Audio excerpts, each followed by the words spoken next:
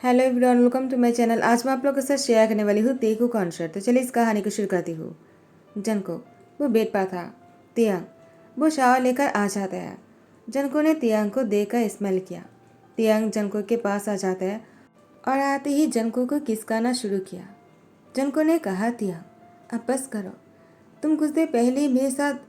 तियांग ने कहा, मुझे मत रोको, मुझे तुमसे और प्यार करना है। जनको का तियांग बहुत देर तक ये सब कुछ करता है। कुछ देर बाद तियांग को एक कॉल आ जाता है। जनको ने कहा, तियांग तुम्हारा फ़ोन बज रहा है। तियांग ने कहा, डैड वो इस टाइम पर कॉल क्यों कर रहा है। जनको ने कहा, एक बार बात तो कर लो। तियांग ने कहा, ठीक है, मैं पहले बात कर लेता हूँ। उसके बाद तियांग अपनी डैड से कहता है, क्या हुआ डैड, आप मुझे इस टाइम पर कॉल कर रहे हो। तियांग की डैड ने कहा, तियांग वो तुम्हें घर वापस आना होगा। तियांग ने कहा, लेकिन अचानक ऐसा क्या होगा कि आप मुझे वापस आने के लिए कह रहे हो। तो उसकी डैड ने कहा, तियांग तुम्हें मॉम की तबीयत ठीक नहीं है और तुम्हारे ज्ञानमा चाहते हैं कि तुम वापस आ जाओ। तियांग ने कहा, लेकिन मुझे वापस आने में 1 हफ्ता लग जाएगा। तियांग की डैड ने कहा, मैंने सारी तैयारी कर लिया है, तुम कल ही वापस आ जाओ। मैंने तुम्हारी सारे काम को जब को हैंड ओवर कर दिया, वो आता ही होगा, वो सब कुछ संभाल लेगा और तुम कोरिया वापस आ जाओ। तियांग ने कहा, क्या आपने मुझसे बिना पूछे इतना कुछ कर लिया, और जब ने मुझे कुछ बताया क्यों नहीं। मिस्टर किम ने कहा, मैंने ही मना किया था, तुम उस पर गुस्सा मत करना, वो आ जाएगा तो उसको सब कुछ समझाकर तुम वापस आ जाओ। तियांग ने कहा, लेकिन तो उसके डैड ने कॉल रख दिया। जनको ने कहा, क्या हुआ, तुम्हें वापस जाने के लिए कह रहा है क्या। तियांग ने कहा, मॉम की तबीयत ठीक नहीं है तो मुझे वापस बुला लिया, और तुम्हारी कंपनी। तो तियांग ने कहा, जॉब आ रहा है, वो संभाल लेगा। जनको ने कहा, और मेरा। तियांग ने कहा, तुम्हारा क्या मतलब है। जनको ने कहा, मेरा क्या होगा अगर तुम चले जाओगे तो, मैं कैसे रह लूँगा तुम्हारे बिना। तियांग कहता है, जनको तुम कोई बच्चे नहीं हो, तुम एडल्ट हो, और तुम चाहो तो मुझसे मिलने आ सकते हो, और वैसे मैं हमेशा के लिए थोड़ी जा रहा हूँ। मॉम की तबीयत ठीक नहीं है तो मुझे जाना पड़ेगा। जैसी मॉम की तबीयत ठीक हो जाएगा मैं वापस आ जाऊँगा। जनको ने कहा, अगर तुम नहीं आए तो। तियांग ने कहा, तो तुम चले आना। जनको ने कहा, तियांग मैं तुम्हें बहुत मिस करूँगा, क्या तुम मुझे मिस नहीं करोगे। तियांग ने कहा, तुमसे भी ज़्यादा मिस मैं तुम्हें करूँगा। जनको कहता है, तियांग मुझे भी तुम्हारे साथ जाना था, लेकिन मेरे एग्ज़ाम आने वाला है, तुम जानते हो, इसलिए मैं तुम्हारे साथ नहीं जा पाऊँगा। तियांग ने कहा, कोई बात नहीं, और मैं इसलिए तुमसे कह भी नहीं रहा। आई नो कि तुम्हारी एग्ज़ाम है, तुम अच्छे से एग्ज़ाम देना, तुम्हें पढ़ाई करने के लिए टाइम भी मिल जाएगा। अच्छा ही हुआ, अगर मैं यहाँ पर रहता तुम पढ़ नहीं पाते ना। ऐसा कहते ही तियांग जनको को किस करने लगता है। उसके बाद जनको का तियांग साथ में मिलकर डिनर कर रहा था। जनको ने कहा, तियांग तुम जा रहे हो, उसके बाद हम दोनों साथ में खाना नहीं खा पाएंगे। तियांग ने कहा, बस कुछ ही दिन की बात है, उसके बाद मैं वापस आ जाऊँगा, और अगर मैं नहीं आ पाया तो तुम कोरिया आ जाना। ठीक है, मैं तुम्हारा इंतज़ार करूँगा। जनको ने कहा, तियांग पता नहीं क्यों मुझे बहुत डर लग रहा है। तियांग ने कहा, तुम्हें डर क्यों लग रहा है। जनको ने कहा, क्योंकि मुझे ऐसा लग रहा है कि हम दोनों कभी मिल नहीं पाएंगे। तियांग ने कहा, ऐसा क्यों लग रहा है तुम्हें। जनको ने कहा, मुझे नहीं पता, मुझे ऐसा लग रहा है कि जैसे कि हम दोनों कभी एक नहीं हो पाएंगे। तियांग ने कहा, ये तुम्हारी गलतफहमी है, तुमसे मेरे हो। तियांग के घर वापस आते ही तियांग के डैड ने कहा, तो तुम वापस आ ही गए। तियांग की ग्रैंडमा ने तियांग को गले लगाते कहा, कैसे हो तुम, मैंने तुम्हें कितने साल बाद देखा तियांग, तुम कितने बड़े हो गए हो, तुम्हारी शादी की उम्र हो गए है, तुम्हें शादी कर लेना चाहिए। तियांग ने कहा, ग्रैंडमा आते ही आप शुरू हो गए हो। तो उसकी ग्रैंडमा ने कहा, तियांग तुम्हारी मॉम की तबीयत ठीक नहीं है और मेरी भी उम्र हो गए है, हम दोनों कब तक तुम्हारे साथ देंगे, अब तुम शादी कर लो ताकि हम चैन से मर सकते हैं। तियांग ने कहा, क्या ये आप क्या कह रहे हो, अगर मेरी शादी करवाना है ना तो आप दोनों को ठीक रहना होगा, वरना मैं शादी नहीं करूँगा। तियांग की दादी माँ ने कहा, तुम्हें शादी करना होगा, हम भी ठीक रहेंगे, तुम शादी कर लोगे ना तियांग, हमने जिसको तुम्हारे लिए चुना है। तियांग ने कहा, क्या आप लोगों ने मेरे लिए चुना है, क्या मतलब है।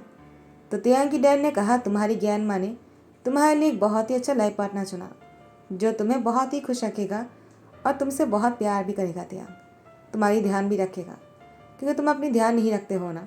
तियांग ने कहा, लेकिन मैं किसी। तो तियांग की मॉम आ जाते हैं, उनकी तबीयत बहुत ही ख़राब है और ये झूठ नहीं है। तियांग की मॉम चल नहीं पा रहे थे तो सर्वेंट उसको पकड़ कर लेकर आ रहे थे। तियांग ने अपनी मॉम को देखा, कहा, मॉम आप ऐसे क्यों यहाँ पर आ गए, मैं आपसे मिलने आ ही रहा था। आपको यहाँ पर आने की ज़रूरत नहीं थी। तियांग की मॉम ने कहा, अगर मैं यहाँ पर नहीं आता तो मुझे ये सुनने को कैसे मिलता कि तुम शादी करने वाले हो। तियांग, मना मत करना, मुझे भी वो पसंद है, वो मेरी बहुत ध्यान रखता है, कुछ ही देर में वो मुझसे मिलने आ रहा होगा। तियांग, प्लीज़ उससे शादी कर लो, मैंने उसकी मॉम से प्रॉमिस किया है। अब तो वो भी इस दुनिया में नहीं रहा, अब मुझे अपनी प्रॉमिस को निभाने दो, तुम मुझसे शादी कर लो ताकि मैं अपनी प्रॉमिस को निभा सकूं। वो अनाथ हो गया है, उसे लगता है कि उसके लिए कोई नहीं है, लेकिन मैं चाहता कि तुम उससे शादी करो ताकि मैं उसको दिलासा दे सकूं कि हम भी उसके लिए हैं और यही उसका फैमिली है। तियांग ने कहा, क्या आप लोग आखिर किसकी बात कर रहे हो? तियांग की मॉम ने कहा, और किसकी बात कर रहा हो? जिमिन की बात कर रहा हो।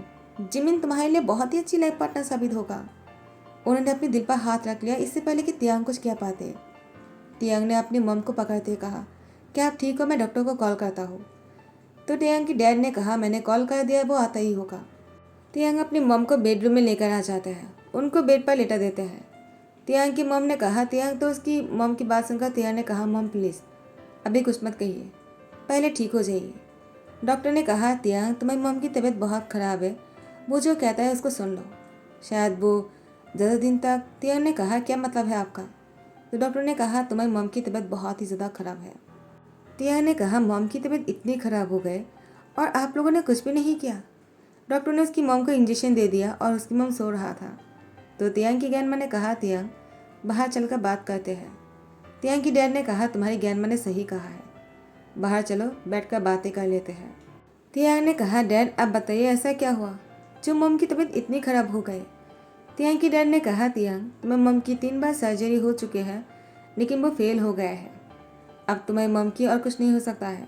डॉक्टर ने कहा, तुम्हारी मॉम को खुश रखने के लिए, तुम्हारा मॉम अगर खुश रहेगा तो ही वो ज़िंदा रहेगा, वो कब तक ज़िंदा रहेगा वो हम नहीं जानते हैं और ना ही कोई कह सकते हैं, वो बस उसकी खुशी पर डिपेंड करता है।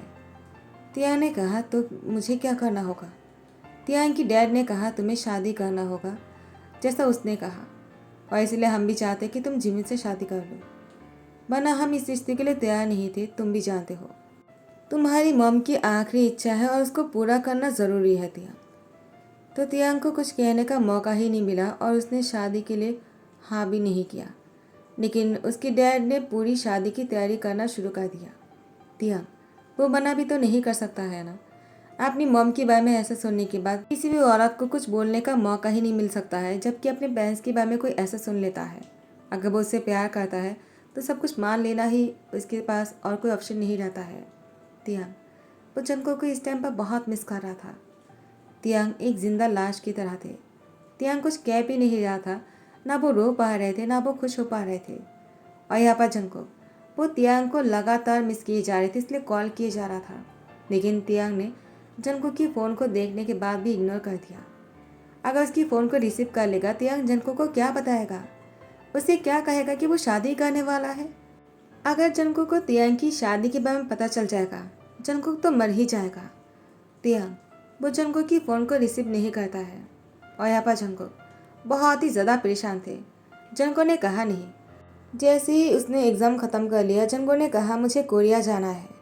जंको के पेरेंट्स ने कहा, तुम कोरिया क्यों जाना चाहते हो? जंको ने कहा, मॉम डैड मुझे तियांग से मिलने जाना है।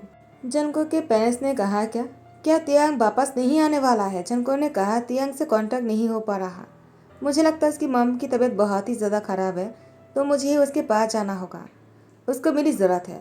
क्योंकि जंको के पेरेंट्स तियांग को जानता है, इसीलिए उन लोगों ने भी जंको को कोरिया आने दिया और जंको वो कोरिया जाने की सारी तैयारी उसके पेरेंट्स से कर देता है।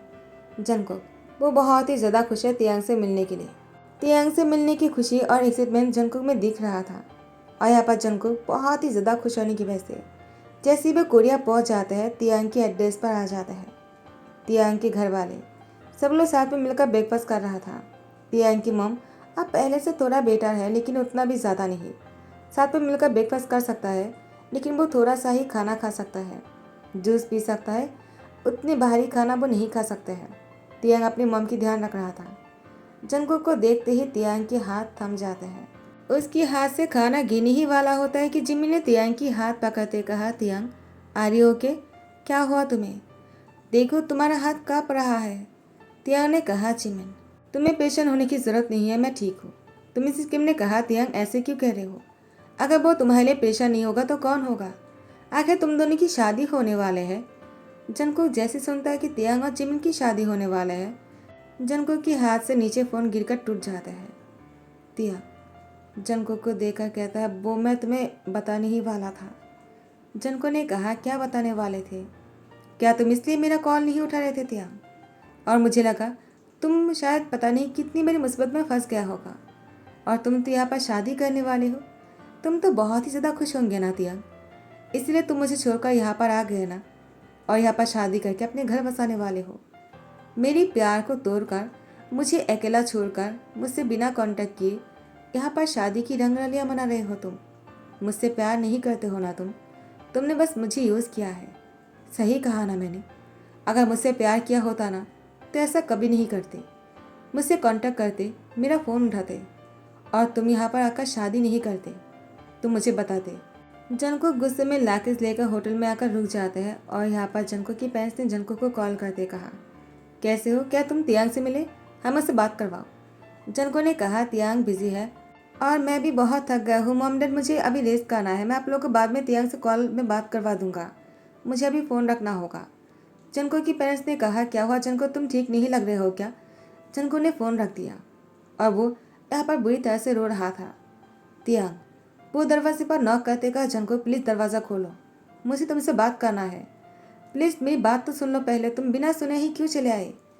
तियांग की बात सुनकर जंको ने कहा, प्लीज़ यहाँ से चले जाओ, मुझे तुम्हारी शक्ल भी नहीं देखना है तियांग। तियांग ने कहा, जंको एक बार मेरी बात तो सुन लो, मैं तुमसे कुछ कहना चाहता हूँ। जंको ने कहा, अगर कहना होता ना तुम मेरी फ़ोन उठाते, तो ऐसे ही चुपकर शादी नहीं करते तुम। तियांग ने कहा, मैंने अभी तक शादी नहीं किया है, मैं कुछ सोच लेता, लेकिन मैं शादी नहीं करता, मेरा यकीन करो। जंको ने कहा, तुम पर यकीन कर लूँ तियांग, जिसने मुझे इग्नोर कर दिया, मुझसे कोई कांटेक्ट नहीं रखा, और यहाँ पर अपने फियांसे के साथ ब्रेकफास्ट किए जा रहा था। तियांग ने कहा, वो मेरी कोई फियांसे नहीं है, मैं उसे अपने फियांसे नहीं मानता हूँ। बस मेरे पेरेंट्स ने कहा शादी करने के लिए, और मैं कुछ कह भी नहीं सकता क्योंकि मॉम की तबीयत बहुत ख़राब है। जंको प्लीज़ दरवाज़ा खोलो, मैं तुमसे मिलकर बात करना चाहता हूँ। मुझे समझ में नहीं आ रहा था कि मैं तुम्हारी कॉल उठाकर तुमसे क्या कहूँ, मेरे पास कोई लफ्ज़ नहीं था। जंको ने दरवाज़ा खोलते हुए कहा, अब तुम मुझसे क्या कहोगे? तुम्हारे पास तो कोई लफ्ज़ नहीं है ना मुझे कहने के लिए। तियांग ने जंको को अपने सीने में लगा लिया और उसकी यार पर किस करते कहा, अब गुस्सा करना बंद करो, बस भी करो, पहले मेरी बात सुन लो। जंको मैं सिर्फ तुमसे प्यार करता हूँ, मॉम की तबीयत बहुत ख़राब है। डॉक्टर ने जो कुछ भी कहा, तियांग ने जंको को सारी बातें खोलकर कह दिया। जंको ने कहा, क्या तो तुम इसलिए कुछ नहीं कह पा रहे थे? तियांग ने कहा, अगर तुम मेरी जगह पर होते क्या करते तुम? जंको ने कहा, मुझे नहीं पता मैं क्या करता, लेकिन मैं तुम्हारी फ़ोन ज़रूर उठाता। तियांग ने कहा, जंको मैं कैसे उठा पाता, मैं तुमसे क्या कहता? जब तुम मेरे सामने होकर भी मेरी बात सुनना नहीं चाह रहे थे, तुम फ़ोन पर मेरी बात सुन लेते क्या? मैं तुम्हें फ़ोन पर नहीं समझा सकता था, मुझे तुम्हें मिलकर समझाना था, लेकिन मुझे वो मौका नहीं मिल रहा था। मुझे यहाँ से तुम्हारे पास जाने का मौका नहीं मिला, और न ही मैं तुम्हें कोरिया बुला सकता था। पोजीशन बहुत ही ख़राब थे, तो मैं क्या करता और क्या नहीं मुझे कुछ समझ में नहीं आ रहे थे। अब जब तुम आ ही गए हो और सब कुछ सामने आ ही गया है, तो मुझे समझाने का मौका तो दो। प्लीज़ जंको, तुम मुझे गलत मत समझो। जंको ने तियांग को दोनों हाथों से टाइटली पकड़ते कहा, आई एम सॉरी, मैंने तुम्हें गलत समझा दिया। मैं तुमसे बहुत प्यार करता हूँ, तुम्हारे बिना नहीं रह सकता हूँ। जंको ने कहा, देखो मैंने क्या कर लिया है। तियांग ने जंको के हाथ को देखकर कहा, तुमने क्या कर लिया? अपने हाथ पर चोट लगा लिया है तुमने। जंको, तुम जानते हो मैं तुमसे प्यार करता, तुम कोई बच्चे नहीं हो। आपने आपको चोट क्यों पहुंचाया? तुमने खुद को चोट नहीं पहुंचाया, मुझे चोट पहुंचाया है। तियांग उसके हाथ पर किस करते कहा, दोबारा ऐसा मत करना, कुछ भी हो जाए मैं तुम्हें कुछ नहीं होने दूंगा। जंको ने कहा, तियांग लेकिन अब क्या करने वाले हो? तियांग ने कहा, अब मेरी पेरेंट्स को सब कुछ पता चल गया और मॉम को भी, और जिमिन भी सब कुछ जान चुका है। तो जिमिन ने खुद ही शादी से इनकार कर दिया। वो मुझसे शादी नहीं करना चाहता है। ऐसे इंसान से वो शादी नहीं करेगा जो किसी और से प्यार करता है। तो मॉम ने कहा, जिमिन जो चाहेगा वही होगा।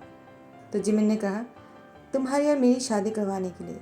जनको ने कहा, तो फिर तो अच्छी बात है, लेकिन तुम्हारे पेरेंट्स मान गए क्या? तियांग ने कहा, वो तो तुम्हें हमारे घर जाकर ही पता चल जाएगा। तुम्हें वापस लेकर जाने के लिए कहा, चलो चलते हैं। जनको तियांग के साथ तियांग के घर आ जाता है। तियांग की ग्रैंडमा, तियांग की मम और तियांग की डैड ने मिलकर जनको को वेलकम किया और तियांग और जनको की शादी के बारे में कहा। जनको ने कहा, तो आप लोग को कोई प्रॉब्लम नहीं कि मैं और तियांग शादी कर सकते हैं? तो तियांग की मम ने कहा, तुम भी बहुत अच्छे हो। जिमिन के साथ मैं तियांग की शादी इसलिए करवाना चाह रहा था क्योंकि जिमिन की मम और मैं बहुत अच्छे दोस्त थे और जिमिन बहुत ही अच्छा लड़का है। अगर जिमिन चाहता है कि तियांग और तुम शादी कर लो तो हमें क्या प्रॉब्लम हो सकता है? हमें तो बस तुम तीनों को खुश देखना है। अगर जिमिन की खुशी तुम्हारी और तियांग की शादी होने से है तो यही होगा। और जिमिन के लिए मैं बहुत ही अच्छा लाइफ पार्टनर चुनूंगा जो जिमिन को बहुत ही ज़्यादा खुश रखेगा। जनको ने कहा, मुझे पता है। जिमिन को कौन खुश रखेगा? तियांग ने कहा, तुम कहना क्या चाहते हो? जनको ने कहा, मेरी बेदा ने अभी तक शादी नहीं किया है ना, और मेरी बेदा को जिमिन बहुत पसंद आएगा। जिमिन ने कहा, मुझे शादी नहीं करना है। तियांग ने कहा, Jimin I am sorry. Jimin ने कहा, तुम क्यों सॉरी कह रहे हो? जनको अपनी शादी पर ब्रदर और अपनी पेरेंट्स को कोरिया बुला लेते हैं। युंगी को देखकर ही जिमिन की आंखें चमकने लग जाते हैं। युंगी ने जिमिन को देखते ही पसंद कर लिया। जंको ने पहले ही कह दिया था, मैं चाहता हूँ कि आप जिमिन से शादी करो। युंगी ने कहा, तुम्हारे कहने से क्या होता है? लेकिन कोरिया आते ही युंगी को भी जिमिन पसंद आ गया तो युंगी ने जिमिन को शादी के लिए पूछा। जिमिन ने कहा, ज़्यादा जल्दी नहीं हो गया है क्योंकि जंको ने कहा इसीलिए कह रहे हो ना? युंगी ने कहा, ऐसा तुम कह सकते हो, लेकिन तुम्हें अगर लगता है कि सिर्फ जंको के कहने के लिए है तो मैं कहूँगा कि तुम मुझे परख सकते हो। तुम्हें जितना टाइम चाहिए तुम लो, मैं तुम्हें मना नहीं करूँगा। जब तुम्हें लगे कि मैं तुम्हें सच में पसंद करता हूँ और तुम भी मुझे पसंद करने लगे हो तभी हम दोनों शादी करेंगे, इससे पहले नहीं। जिमिन ने कहा, तो फिर ठीक है। उसके बाद युंगी और जिमिन एक दूसरे के साथ बहुत ही प्यार से बातें करने में लग जाते हैं और यह पर इस तरह की ध्यान करता हो। आई होप कि आप लोग को पसंद आया होगा और अगर पसंद आया तो लाइक कमेंट शेयर कर देना, सब्सक्राइब कर देना। Thank you so much, bye bye, take care.